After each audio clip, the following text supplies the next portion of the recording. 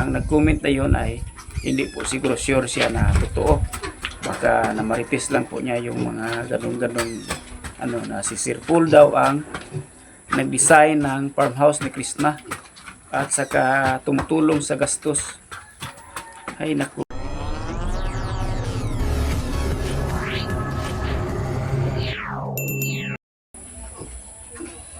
Magandang araw sa inyo mga idol. Kumusta po? Welcome to my YouTube channel, Melty Cromero TV. Ang ating mga kababayan na nanirahan sa ibang bansa, ating mga OFW at ang ating mga kababayan dito sa Pilipinas, sa Luzon, Visayas at Mindanao, no? Lalo't na ang ating mga silingan dito sa Cebu.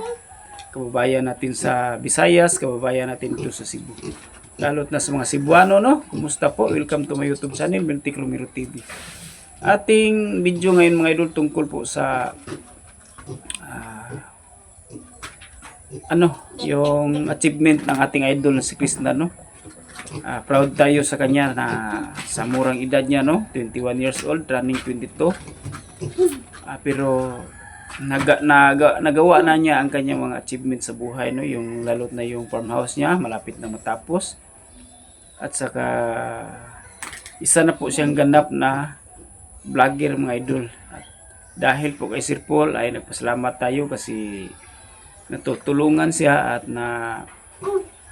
naging popular siya, naging famous siya dahil kay Sir Paul at na-endorse po siya sa mga subscriber ni Sir Paul at mga viewers ni Sir Paul ay nakuha talaga ni Krishna ang kanyang success sa pag-vlog, no? At saka meron na po siyang naipatayo na farmhouse at meron na po siyang mga hayop, mga kambing at saka baboy. So proud talaga tayo kay Krishna, no, sa kanyang nakamit sa kanyang murang edad. Pero sa kabila ng lahat mga idol sa napatayo niya yung farmhouse, ito na-post kahapon sa isang fans ng Krishnatics.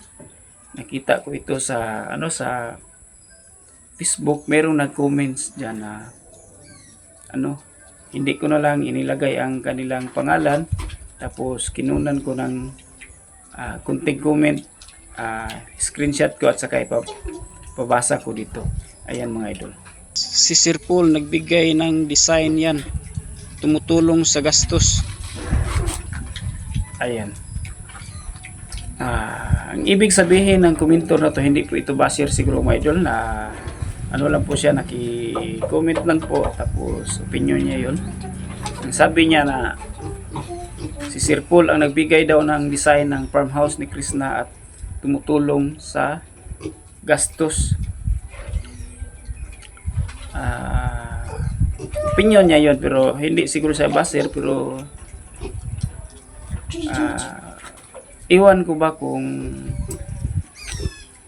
totoo ba ang hinala nila, kasi ang nag-comment na yun ay hindi po siguro sure siya na totoo. Baka na marites lang po niya yung mga ganun-ganun na si Sir Paul daw ang nag-design ng farmhouse ni Krishna at saka tumutulong sa gastos. Ay naku, ang iba dyan nag-judgmental na naman, no? Inuunahan na naman po nila si Krishna. Kasi si Krishna lang po ang nakakaalam ng totoo, kasi hindi natin alam ang totoo kasi wala tayo sa likuran ni Krishna, hindi tayo nakasama ni Krishna palagi. At saka magkahawig lang siguro ang design ng kanilang bahay ni Sir Paul. Kasi yung PB House 2.0 mga idol ni Sir Paul ay magkahawig talaga sa bahay ni Krishna. Ang kaibahan lang po, kasi second floor man ang bahay ni Krishna at second floor din ang PB House 2.0, ay magkahuwig sila, pero ang kaibahan lang, mayroong grahe sa ilalim, mayroong grahe sa ground floor. Ginawang grahe, ginawang parking area ni Sir Paul ang ground floor ng kanyang PB House 0.2. Ang Krishna naman ay magkahawig yata, pero merong first floor, merong sala dyan, merong kitchen, merong mga Yan, lagyan pa yan ng mga appliances, di ba? Ang first floor ng bahay ni Krishna. So, magkahawig talaga kasi yan ang uso ngayon, trending ngayon nga bahay. Parang ano lang po, parang natugma lang po ba? Parang nagkapareho lang po kasi yan ang trending na bahay ngayon, yung mga metal cladding, tapos yung tubular ang ginagawa, tapos yung mga ang hagdan magkahawig, di ba? Tubular at saka metal cladding magkahawig. Ang kaibahan lang kay ang ground floor ng bahay ni Sir Paul sa PB 2.0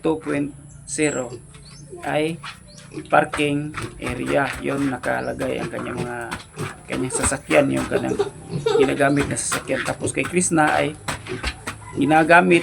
ginawang sala at saka mayroong kusina dyan. At lagyan pa ng mga upuan, yung mga sa plano ni Krishna, lagyan pa niya ng mga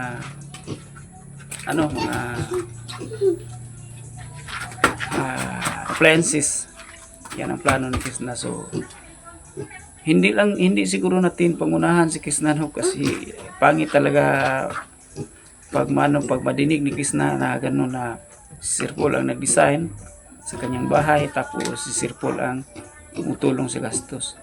Kasi alam naman po natin na si Krishna ay sabi niya ay nag-uutang po siya ng mga materialis para lang matapos ang kanyang bahay. Hindi pa po bayad lahat kasi inuutang niya ang iba dyan. Minsan nasabi niya sa kanyang sa kanyang live.